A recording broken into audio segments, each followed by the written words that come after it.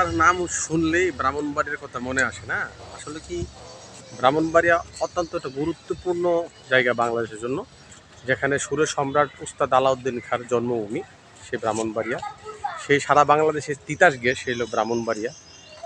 তারপর সেই অদ্বৈতমল্ল বর্বরের তিতাস একটি নদীর নাম, একটা উপন্যাস, সে হলো ব্রাহ্মণবাড়িয়া নিয়ে। ব্রাহ্মণবাড়িয়া এটা হলো অবকাশ কেন্দ্র, অর্থাৎ শহীদ ফারুকী রুট। এখানে একটা বিনোদন কেন্দ্র গুরুত্বপূর্ণ।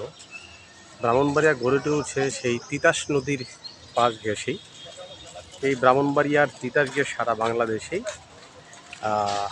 আপনার অত্যন্ত গুরুত্বপূর্ণ সহকারে ব্যবহার হয়। ইন্ডাস্ট্রি এলাকা থেকে আবাসিক অনাবাসিক গ্যাসে গ্যাস সাধারণত বাংলাদেশের সব জায়গায় ব্যবহার হচ্ছে এই তিতাস গ্যাস। এই সেই ব্রাহ্মণবাড়িয়া জেলা অত্যন্ত গুরুত্বপূর্ণ হলো তিতাস নদী। তিতাস নদীর ঘেঁষেই এই ব্রাহ্মণবাড়িয়া জেলা অবস্থিত।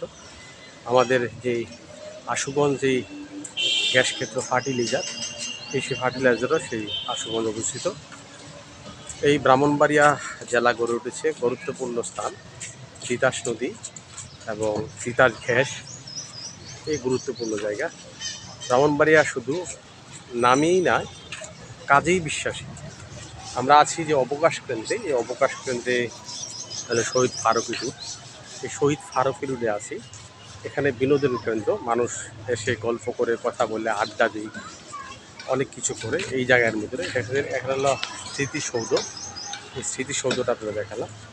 এই স্মৃতিসৌধটা হলো গুরুত্বপূর্ণ 1971 সালে।